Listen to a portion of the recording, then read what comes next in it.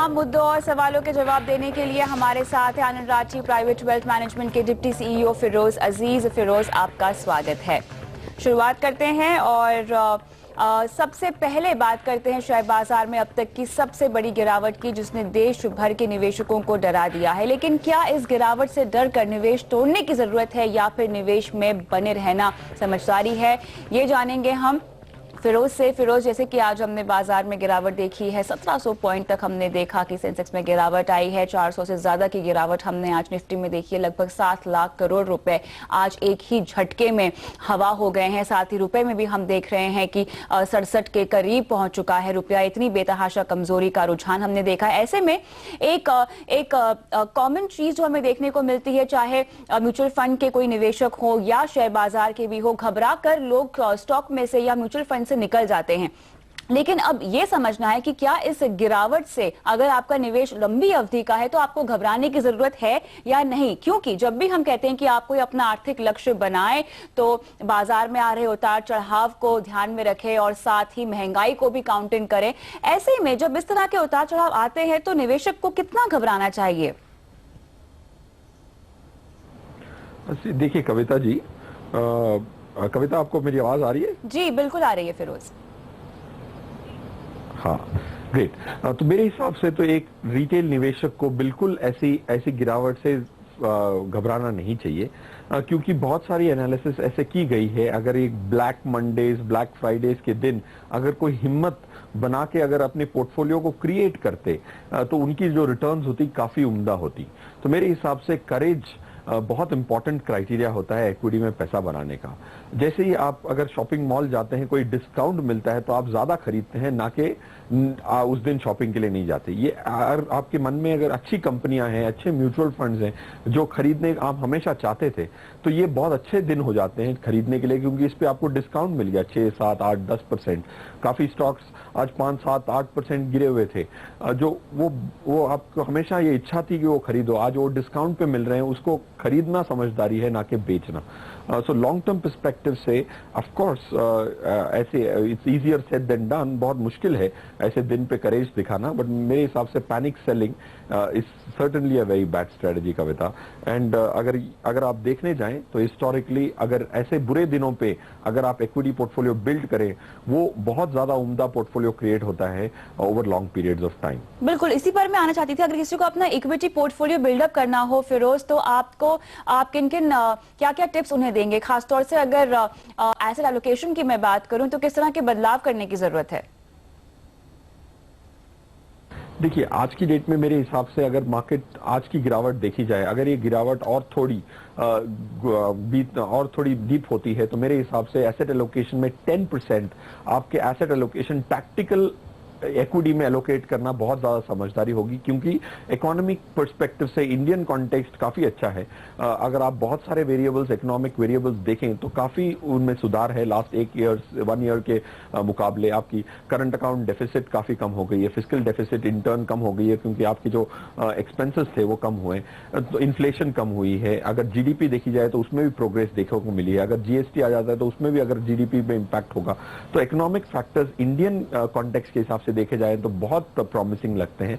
तो मेरे हिसाब से अगर आपकी 50-50 की इक्विटी डेट की एलोकेशन थी, अगर और 5% की करेक्शन आपको देखने को मिलती है, तो आपको टैक्टिकली 10% और इक्विटी में एलोकेट करके अपना इक्विटी डेट को 60% और 40% कर लेना चाहिए, फेवरिंग इक्विटी में 60 और 40 डेट में। इसमें लॉन्ग टर्म में बहुत ज्यादा समझदारी होगी, करेज की बहुत जरूरत पड़ेगी, बट वो करेज डिस्प्ले करने वालों को ही इक्विटी में रिटर्न में देखने को मिलता है मेरे हिसाब से। अगर म्यूचुअल फंड में निवेश में बात करूं तो आपको लगता है कि सेक्टोरियल फंड्स, अगर किसी निवेशक के पास अच्छी खासी जानकारी है, तो क्या ये सही समय होगा सेक्टोरियल फंड्स में पैसे लगाने का?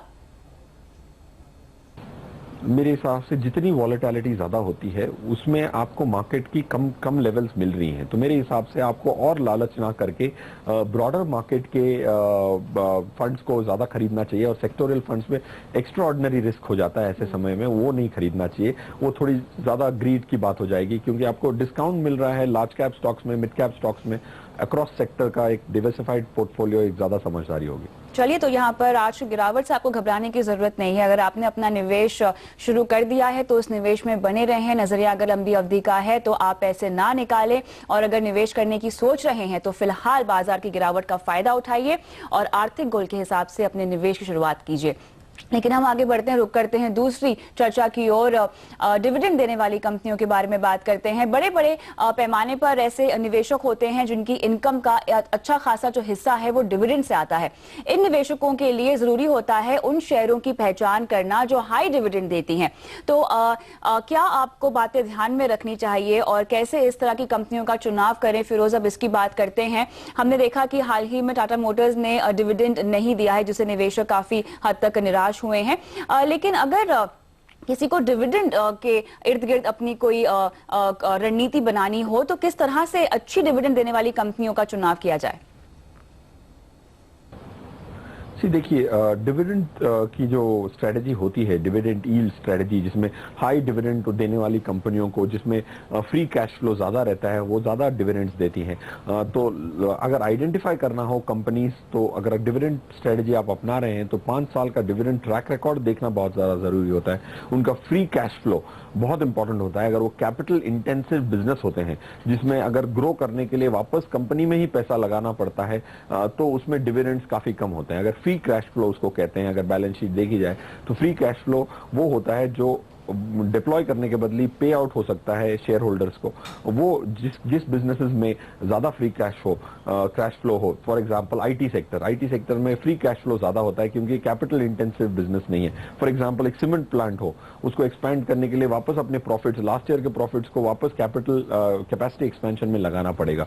तो फ्री कैश फ्लो एक क्राइटेरिया देखने के लिए होता है। 5 ईयर का ट्रैक रिकॉर्ड बहुत इंपॉर्टेंट होता है। और मैनेजमेंट जो होती है, मैनेजमेंट की स्टेबिलिटी बहुत इंपॉर्टेंट होती है अगर आपने फ्री डिविडेंड यील्ड देखनी है, क्योंकि अगर मैनेजमेंट की स्टाइल बदल जाती है तो डिविडेंड देने में अगर वो हिचकिचाते हैं तो आपकी डिविडेंड स्ट्रेटजी टॉस पे जा सकती है। तो मेरे हिसाब से ये 3 बहुत इंपॉर्टेंट क्राइटेरिया देखने को सलाह दूंगा मैं, अगर डिविडेंड स्ट्रेटजी लेते हैं तो। और यहाँ पर अगर किसी को ट्रैक रिकॉर्ड पर ही अगर मैं फोकस करना चाहूँ तो कंपनी का कितने साल पहले का ट्रैक रिकॉर्ड देखना होगा और उस हिसाब से रणनीति बनानी चाहिए? तो मेरे हिसाब से अगर 4-5 साल की ट्रैक रिकॉर्ड देखी जाए तो उससे क्लैरिटी मिल जाती है कि एक कंपनी की स्ट्रेटजी कितनी है। ऑटोमेटिकली फ्री कैश फ्लोज होते हैं तो ही डिविडेंड यील्ड थोड़ी ज्यादा होती है। तो 5 साल, to answer your question Kavita ji, मेरे हिसाब से 5 साल एक बहुत अच्छा लंबा टाइम फ्रेम होता है। उसकी अगर डिविडेंड यील्ड की एवरेज ले ली जाए साल दर साल की, तो आपको वो अच्छा खासा इंडिकेशन दे देगा कि इसमें अगर आपकी फ्यूचर डिविडेंड्स होती हैं कि नहीं। बट मेरे हिसाब से डिविडेंड स्टॉक्स की वो डिविडेंड जो है वो इतनी ज्यादा इंपॉर्टेंट नहीं होती, क्योंकि 2-3% से ज्यादा डिविडेंड यील्ड शायद ही कोई अच्छी कंपनियों में मिलती है आपको। और मार्केट इक्विटी देखी जाए तो उसकी प्राइसेस ही दिन की 3-4% मूव हो जाती हैं। So dividend yield is a small component in relation to the price movement of the stocks. So price movement एक बहुत इंपॉर्टेंट क्राइटेरिया होता है, डिविडेंड एक पेरिफेरल क्राइटेरिया होता है। प्राइम रिक्विजिट डिविडेंड ना होके प्राइस मूवमेंट कैसे होगी, ये प्राइस कैसा जाएगा स्टॉक का, वो ज्यादा इंपॉर्टेंट होगा। क्योंकि अगर 3% की डिविडेंड यील्ड साल में मिलनी है और प्राइस अगर 2-3% दिन का फ्लक्चुएट करता है, तो प्राइस ज्यादा एम्फेसिस देना चाहिए। और सेकंड, डेफिनेटली जैसे आपने सही फरमाया कि dividend is also a very important criteria. Clearly, तो यहाँ पर अगर आपको डिविडेंड के मुताबिक अपनी कोई रणनीति अपनानी है तो कंपनी का 3 से 5 साल का पहले का रिकॉर्ड देखें और साथ ही डिविडेंड यील्ड ऊंची हो उसी कंपनी में आप निवेश करें। फिलहाल योर मनी में वक्त है एक ब्रेक का, लेकिन ब्रेक के बाद शुरू करेंगे सवाल जवाब का सिलसिला। बने रहें।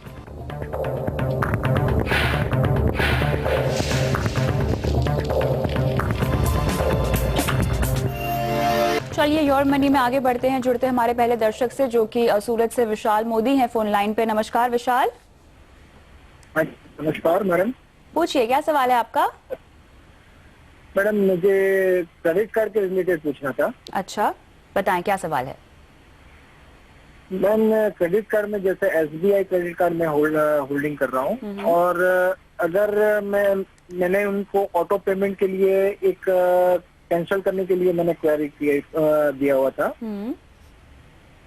तो उन लोगों ने उस दिन मैंने रिक्वेस्ट करने के बाद भी वो ऑटो पेमेंट अब कर दिया। अच्छा, अब वो ऐसा बोल रहे हैं कि मुझे बार बार घुमा रहे हैं कि भाई आपने बोला था, अभी मैंने वो ऑटो पेमेंट कैंसिल कर दिया है, पर जब नहीं कर बोला था तब भी उन्होंने कर दिया। अब वो 80,000 की मेरी LIC प्रीमियम थी, तो फिर भी उन्होंने उस चीज को कर दिया। तो अभी इसका मैं उनको बार बार कर रहा हूँ, तो हर बार आपने क्या शिकायत दर्ज करने की कोशिश की विशाल? हाँ, मैंने उनसे करीबन 4 से 5 मैंने कंप्लेन उनको किया है। आपने रिटर्न कंप्लेन दी है? आपने मेल के जरिए उनके ग्रीवांस सेल को मेल किया है? कोई जवाब नहीं आया? मेल के जरिए नहीं दिया है मैंने, अब मैं ये बाय कॉल उनको दिया है और उन्होंने रेज भी किया है हर कंप्लेंट को। नहीं, मेरे ख्याल से आपको यहाँ पर सबसे पहला काम करना चाहिए कि उनके ग्रीवांस सेल को मेल लिखनी चाहिए और इस तरह से सबसे पहले आप शिकायत अगर दर्ज करते हैं, साथ ही अगर आप वहां पर जाकर उनसे मिल भी लें तो भी काफी हद तक आपकी परेशानी सुलझ सकती है। लेकिन सही रास्ता क्या है जानते हैं फिरोज से। फिरोज, क्या लगता है आपको, इन्हें ईमेल के जरिए एक शिकायत दर्ज करानी चाहिए ग्रीवांस सेल में सबसे पहले? या बिल्कुल एक रिटर्न कंप्लेंट भी देनी चाहिए और जैसे ईमेल के जरिए, जैसे कविता जी आपने कहा, कॉल सेंटर्स की जो मेथड्स है वो 1-2 कॉल के बाद अगर आपको उसका कोई निष्कर्ष ना निकले वो कॉन्वर्सेशन का और आपकी कंप्लेन अगर एड्रेस ना हो तो ग्रीवेंस सेल होता है इंडिविजुअल बैंक्स में, हर बैंक में ये होना मैंडेटरी है RBI के रेगुलेशन के हिसाब से। उसको एड्रेस करके एक ईमेल लिखना, उसकी जो डिटेल्स होती है वो बैंक की वेबसाइट पे जरूर होती हैं, ग्रीवेंस सेल की एक्चुअल ईमेल IDs और एड्रेसेस भी होते हैं जिसमें आप उनको रजिस्टर्ड पोस्ट से अगर आप कुरियर कर दें तो ये मैंडेटरी है कि 30 डेज में वो आपको रिप्लाई दें। अगर वो रिप्लाई नहीं आए या फिर वो आपकी सेटिस्फैक्ट्री रिप्लाई ना हो, आपको उससे संतुष्टि ना हो, तो ओम्बड्समैन करके एक सेपरेट एंटिटी होती है, वो क्रिएट होती है क्लाइंट्स के इंटरेस्ट को प्रोटेक्ट करने के लिए। उसमें आप नेक्स्ट स्टेप्स उसमें जा सकते हैं और ये आपका अदर रिकॉर्ड्स है। ग्रीवेंस सेल में आज तक आप गए नहीं हैं रिटर्न फॉर्म में, वो पहले कीजिए और फिर भी आपको उनको 1 महीना देना पड़ेगा, तभी आप वो ओम्बड्समैन में कंप्लेन कर सकते हैं, तभी वो कंप्लेन ओम्बड्समैन में दाखिल होगी। और आप जब ओम्बड्समैन में कंप्लेन करें, अगर आपको सेटिस्फैक्टरी रिप्लाई नहीं मिले, उसके बाद आप डेप्यूटी गवर्नर RBI को CC मार्क कर सकते हैं ओम्बड्समैन की जो मेल आती है उसमें।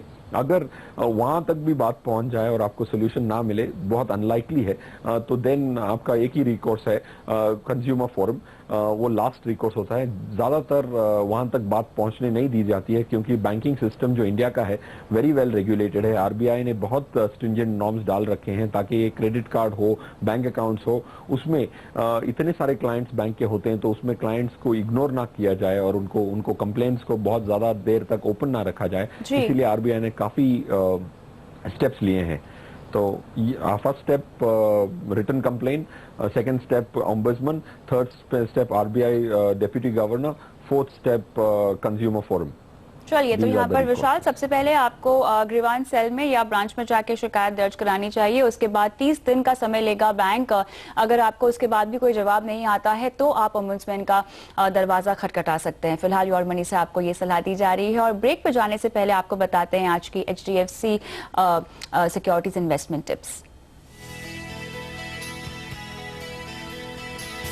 पहला टिप, अपने निवेश पर भरोसा रखें, ओवर डिवर्सिफिकेशन से बचें। निवेश सही इंस्ट्रूमेंट में किया हो तो उसे समय दें। दूसरा टिप, निवेश से जुड़ी हर बात को सही से समझें और उसे एक्सेप्ट करें। तीसरा टिप, अगर निवेश लंबे समय का है तो हर छोटी बात पर ध्यान ना दें, ना ही उतार चढ़ाव से परेशान हो। आखिरी टिप, ओवर ट्रेडिंग से आपको बचना चाहिए। अगर आपकी रणनीति बिल्कुल सही है तो उसे अपनाकर अपने निवेश में बने रहें।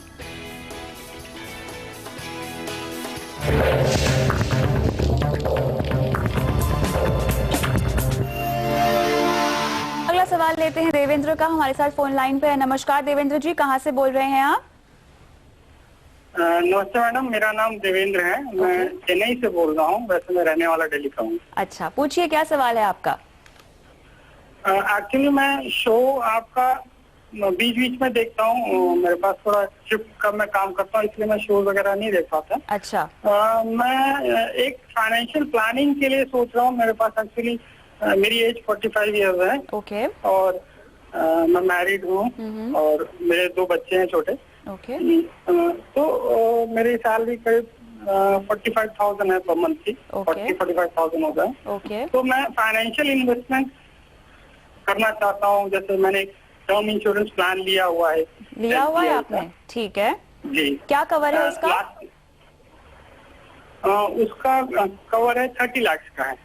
ओके, ठीक है। हेल्थ इंश्योरेंस है आपके पास?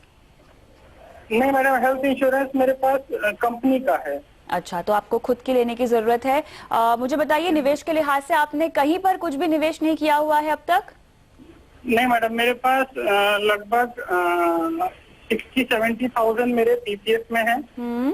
ओके। और मेरे पास एफडी होंगी जो मैं ईयरली जो टैक्स वगैरह होता है उसमें पिछले 3-4 साल से कितने की एफडी है कुल मिलाकर? टोटल 30,000 की होंगी। एक ही है कि कितनी सारी है 30,000 की? नहीं, जैसे हर साल मैं 5,000 या 10,000 मैं वो आपका टैक्स सेविंग जो बैंक एफडीज होता है उसमें डालता हूँ। अच्छा, ठीक है। तो लगभग 4-5 साल से मैं ऐसा कर रहा हूँ। ठीक है देवेंद्र जी, यहाँ पर आपको निवेश की रणनीति बताने से पहले मैं समझना चाहूंगी आपके आर्थिक लक्ष्य क्या है? मैडम मुझे मेरे पास एक्सपेंडिचर कुछ ज्यादा नहीं है, मेरी सेविंग एक्चुअली मैं दिल्ली में रहता हूँ। कितना निवेश कर सकते हैं आप हर महीना? लगभग मेरी सेविंग हर महीने 15,000 लगभग हो जाती है मैडम। तो आप 15,000 निवेश कर सकते हैं। ठीक है। फिरोज बताना चाहूंगी मैं, फिरोज यहाँ पे की कमी है, लेकिन देवेंद्र बिल्कुल इन्वेस्टर हैं। अब तक इन्होंने अपने लिए ना ही कोई लाइनअप किए हुए हैं और ना ही कोई निवेश रणनीति अपनाई है। लेकिन कहा कि इनके 2 बच्चे भी हैं, तो उनके भविष्य के लिए पढ़ाई, शादी और रिटायरमेंट का तो गोल इनका होगा ही। केवल पीपीएफ में निवेश है इनका और कुछ एफडी है इनके पास, टर्म इंश्योरेंस लिया हुआ है। लेकिन किस तरह के निवेश की रणनीति आप इनको देंगे अगर मैं बच्चों के बेहतर भविष्य का अगर मानकर चलूं तो?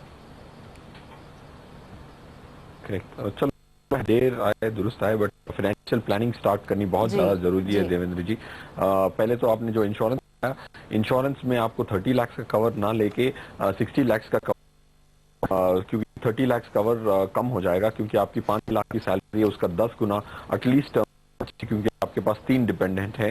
ज्यूम कर रहा हूँ कि आपकी वाइफ काम नहीं करती, बच्चे घर पे भी हैं, तो टर्म इंश्योरेंस बढ़ा दीजिए। अपना personal insurance cover family floater जरूर लीजिए, क्योंकि हेल्थ इंश्योरेंस सिर्फ आपका शायद होगा कंपनी में।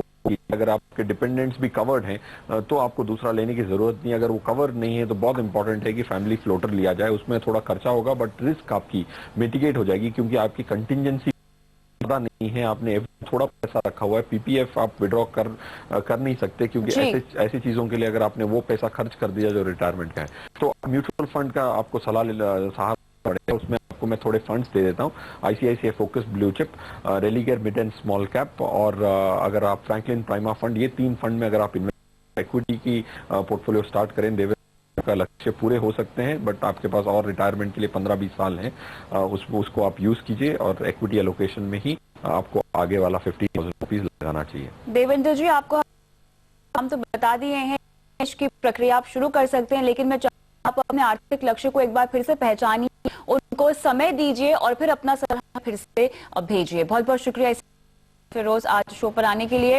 योर मनी में मुझे भी दीजिए इजाजत, लेकिन अगर आपका भी कोई सवाल है जो कि mutual fund, lottery card, insurance या फाइनेंशियल प्लानिंग से जुड़ा हुआ है, तो अपना सवाल मेरे या फिर हमारे ईमेल आईडी mf@moneycontrol.com पर भेज सकते हैं। नमस्कार।